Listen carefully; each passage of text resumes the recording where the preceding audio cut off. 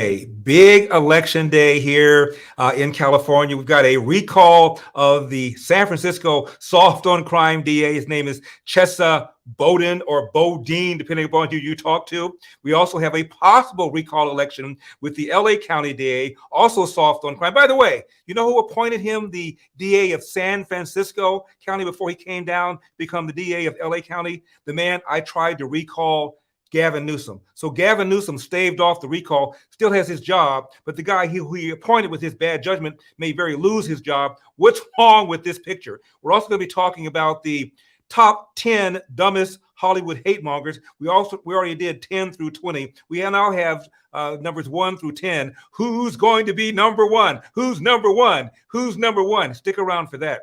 And later on, there's a very interesting article about all the reasons people are giving for these shootings, for these mass shootings, except one big reason. Stick around for that. But first, have you seen the sequel to Top Gun? I haven't seen it yet. I don't like talking about a movie I haven't seen yet as I talk about a movie I haven't seen yet. My girlfriend saw it, said it was amazing, said Tom Cruise at 60 years old is ageless. 60 years old. Now, I'm about 10 years older than Tom Cruise. I know I look good. Black don't crack, but apparently Tom Cruise don't crack either. Now, there was some controversy about the film because in the original film, he was wearing a bomber jacket, a flak jacket. They had a flag patch of the country of Japan and a flag patch of Taiwan. And apparently in the trailer, the Japanese flag gone, the Taiwanese flag gone, and some sort of indecipherable stuff was there. And the assumption was, like many Hollywood movies these days, they are kowtowing to the Chinese. The Chinese account for almost half of all the market these days. And as a result, the Chinese don't like something in a movie, Hollywood takes it out. Here's what Jake Tapper said about the sequel to Top Gun. Caught our attention was the patch on Maverick's bomber jacket, the red and blue Taiwanese flag. Now, a trailer for the film that came out in 2019 did not show that patch, but instead an ambiguous symbol. This was taken as a sign that Paramount Pictures would be yet another studio following in a grand corporate American tradition of refraining from angering the Chinese government for fear of losing access to its lucrative market. In this case, by recognizing that Taiwan and its self-governance were a priority. So why did Paramount decide to bring back the Taiwanese flag, making it highly unlikely that Top Gun Maverick will be released in the huge market of China? Well, Paramount did not respond to a request for comment, but one of the film's initial big backers, Chinese company Tencent, withdrew its backing from the film in 2019, according to the Wall Street Journal, which cited unnamed sources. No reply from Tencent either. Now, move over, NBA. Hollywood is kowtowing as well. What's interesting about all of this is you heard Jake Tapper say that they're not going to show it in China. I bet you they're going to show it in China because it's going to make too much money. All they're going to do is do something to the jacket, fuzz it out, gauze it out so you can't see it. They will show it in China. You come back to me and you say, oh, great Eldersky, you were right. Now, how important is the Chinese market? There's a book called Red Carpet about how the Hollywood moguls lean over backwards to make sure that their movies are shown in China. Do we have that clip from that author of the movie Red Carpet? Apparently, we don't have the clip from the movie, from the book Red Carpet. Somebody's going to be on the carpet when this show is over. Anyway, the book talks about the fact that for now, box office revenues, almost half of it now comes from China. And as a result, Chinese relocation camps, re-education camps, who cares? Suppression of the Muslim Chinese Uyghurs, who cares? Suppression of freedom of speech in China, who cares? Suppression of Hong Kong, who cares? The trashing of printing press from Epoch Times that's bringing you this show, who cares? All they care about is whether or not they're going to make them some money. Now, meanwhile, the NBA is also kowtowing to the Chinese. The NBA is Johnny on the spot when it comes to a black guy being killed by the police. Oh, they're really concerned about social justice when it comes to the alleged white supremacy and police brutality. But when it comes to the suppression of human rights in China, crickets. Now, there is an election here in the great state of California. Locally, there's a mayoral election. Now, I know a lot of people don't care about what's going on in LA, the second biggest city in the country, but this is what's interesting. There's a billionaire. I'm not quite sure he's as wealthy as Donald Trump, maybe even wealthier. His name is Rick Caruso. Don't know him very well, but I did know his dad. His dad had a Lincoln Ford dealership that used to sponsor my radio show. And one time I said, Mr. Caruso, am I selling very many cars for you? He said, you are, but that's not the point. I would sponsor your radio show if you sold no cars at all. I said, what? He said, because I like your message. So as a result, I'm a fan of the Caruso clan. And you got to love a billionaire who refers to his $100 million yacht, more expensive than his house, as a boat. So he has spent $40 million. $40 million. That's F as in Francois. $40 million in order to go from no name recognition to neck and neck with the primary frontrunner. Her name is Karen Bass. Karen Bass has been around for decades. She was in city council. I believe she was president of city council. She is now a U.S. congresswoman, and she announced that she's going to leave her seat for Congress and run for mayor. And as soon as she did, she became the frontrunner until Rick Caruso jumped in. And now you put on your computer, you put on the TV, you cannot watch TV or cut on your computer without seeing a Rick Caruso ad. He's basically spent so much money now that his name recognition has gotten up. And now, based upon the polls, they're pretty much neck and neck. If one of them gets 50% or more, there won't be a runoff. The likelihood is that they'll both end up getting around 35 or 38% or so. So there will be a runoff, and they'll spend even more money. He's already spent more money in this primary than has been spent in any mayoral election in the history of Los Angeles, and he's probably going to spend a little more. Now, here's what's interesting. During my recall election, one of those who criticized me, came out against me, was Snoop Dogg. You know, the urban rapper. Down with the people. Now he's supporting Rick Caruso. Why? Because Rick Caruso will be tough on crime and will do something about homelessness. Now, when Elder ran for the recall election, I said that George Gascon, the LA County DA, ought to go because he's soft on crime. I talked about the soft on crime laws like cashless bail, like not doing crime enhancements, meaning bad guys with records aren't going to face stiffer penalties, and gangbangers aren't going to face stiffer penalties. That's what the crime enhancement were designed. And when George Gascon became the LA County DA, puts out a memo, no more crime enhancements, no more trying juveniles as an adults, no more prosecution for the death penalty. Cashless bail. Are you kidding me? Well, Rick Caruso's against all that stuff too. Snoop Dogg down with that. And regarding homelessness, I said, look, we have enough money to build low-cost housing for people who are homeless. We have enough money to deal with people who are alcoholics and people who are drug addicts. And once you do that, you will be removed from the streets because you are breaking the law. Guess whose proposal was very similar to mine? Rick Caruso. But Snoop Dogg down with that. Now, Elder is an Uncle Tom. Elder is a sellout. Have you seen what Snoop Dogg's been doing recently? Cut on your TV. He's doing a beer commercial where he's passing out beer to white folks at a private beach. And then there's Ice-T. Ice-T, the guy that did that song called Cop Killer, gangster rapper. He plays a cop on TV, and now he's doing Cheerio commercials with the setting in the suburbs.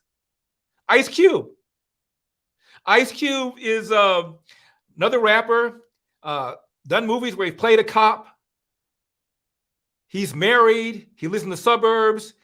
He grew up in an intact family. He didn't go to the inner city high school nearby. He went to a Taft High School, which is in the valley, because his parents wanted him to go to a better school. In other words, he supports school choice. So here I am supporting school choice, tough on crime, want to do something about the homeless problem, and I am the sellout. But these guys keeping it real.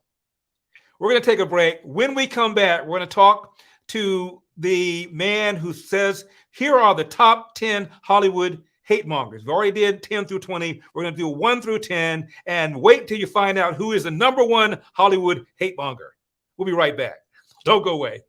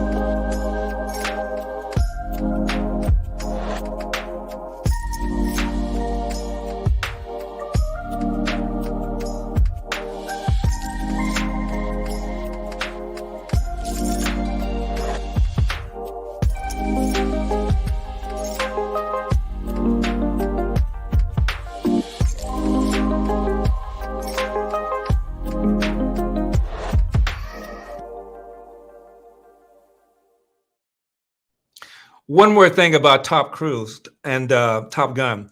The only thing more inevitable in Hollywood, other than the sequel, is the lawsuit to the sequel. Turns out that Top Gun was inspired by a article that was in a magazine that nobody reads, but apparently some Hollywood producer did, got the rights to the article, did Top Gun, and the rights were for 35 years. And the sequel was made around 34, 33 years, but didn't come out after 35 years. So the family of the guy who originally gave them the copyright is now suing, claiming that Top Gun has broken their copyright because they didn't get it re-upped within 35 years. So they're suing for a lot of money. We'll talk about that when we find out how that unravels. Now, my guest, he is the Shillman Fellow for the David Horowitz Freedom Center. We interviewed David Horowitz the other day for the numbers 10 through 20 on the list of Hollywood hate mongers. And my guest is a writer, number of publications, appears on TV a lot. He's also a screenwriter, co-wrote the award-winning documentary Jihad in America, The Grand Deception with Terrorism, expert Stephen Emerson. Please welcome to the show, Mark Tapson. Mark, how you doing? Great, Larry. Thanks for having me. So, Mark, with David, we talked about Jane Fonda, Sean Penn, George Takei, John Cusack, Rosanna Arquette, Alyssa Milano, Alex Baldwin. By the way, during my race for governor, Mark, he put out a tweet and said, Larry Elder is dangerous. I mean, he's Donald Trump dangerous. As far as I know, I've never killed anybody with a prop gun on a set, but I digress. Joy Behar, Whoopi Goldberg. So go from 10 to number 1 for us. Well, first, let me just say that, let me just give you a little background on this, if I may. I'm not sure if David told you about this when you interviewed him, but I've written a lot about the intersection of politics and culture, an awful lot over the years. And so David asked me to write this, or at least to co-write with him this article, which he originally wanted to title The 25 Most Deranged Hollywood Hysterics. Now, how could I turn that down? How can you? So we actually started out with 25, and I did all the research and writing for those 25, and there was so much hatred and profanity involved that I eventually went back to David and I said, David, this is too much of a slog. I don't know that people are going to read this to the end. I think we need to cut it from 25 to 20. So it's really tough to get through. I think you have to take a shower about midway through. But also another thing, it's quite difficult and entirely subjective to rank these people according to their degrees of hatred and celebrity. Right. So it's a pretty subjective list, although I do think that we, generally speaking, ranked it pretty appropriately. and I think we've got the right guy at the number one spot. And another point I'd like to make about this list is it was never intended as just an exercise in celebrity bashing, as fun as that might be for a lot of people. There's actually a serious point to this, and that is that even though it's easy for conservatives to kind of dismiss these people, these celebrities, as unhinged, narcissistic cranks, the media give these people a very powerful megaphone to disseminate their messaging. For example, Rob Reiner, the filmmaker and director who started out, of course, being Meathead and All in the Family back in the 70s, and he's in this top 10 list as well. Rob Reiner has no political insight or acumen whatsoever, but he's regularly appearing on MSNBC and other far-left outlets to spew what is essentially just angry, anti-conservative rants.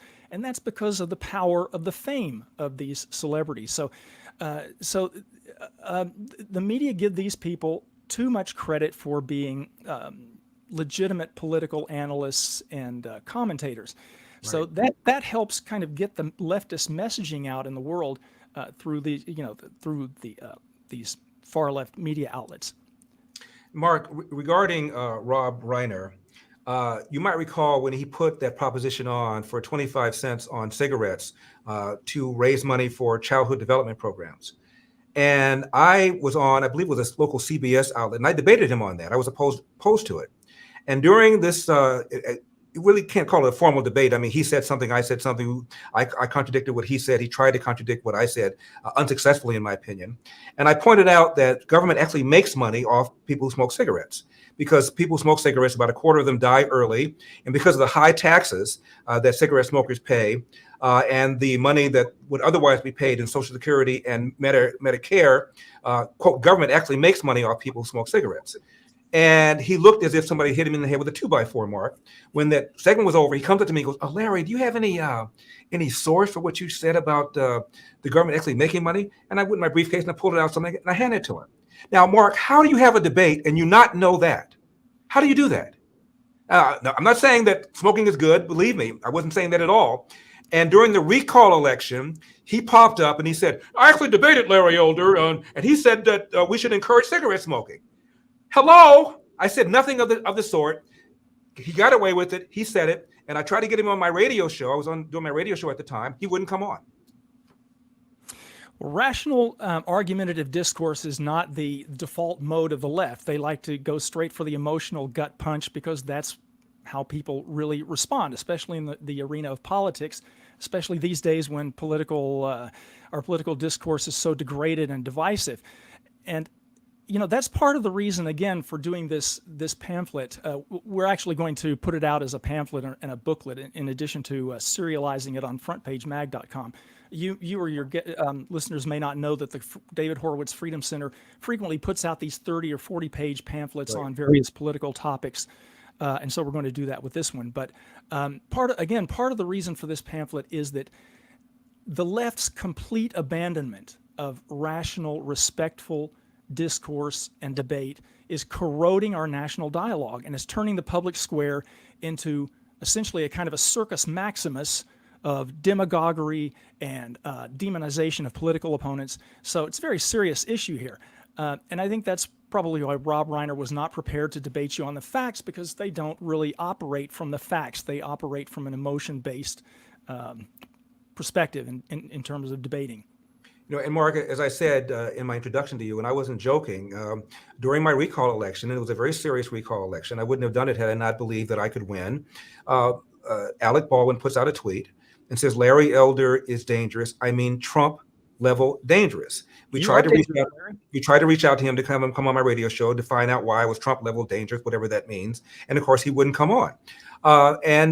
This is a guy who literally killed somebody on the set of a movie, but I'm Trump level dangerous. Now, Mark, we have not touched your list of 1 through 10 of this whole segment because you turned into a much more serious discourse than I thought you were going to. And I love it. So if it's okay with you, I want to do another segment with you. I have another interview after you. We're going to push that back and let's go over the top 10 and let's talk about why they made the list. Let's talk a little bit more about what the culture of Hollywood is doing to coarsen debate in American life. So please, Mark, don't go away. We'll be right back. People have been asking me, what have you been doing with your life since the election? Well, the truth is I've been enjoying life, riding my bike around town. Oh, they're not wearing a mask.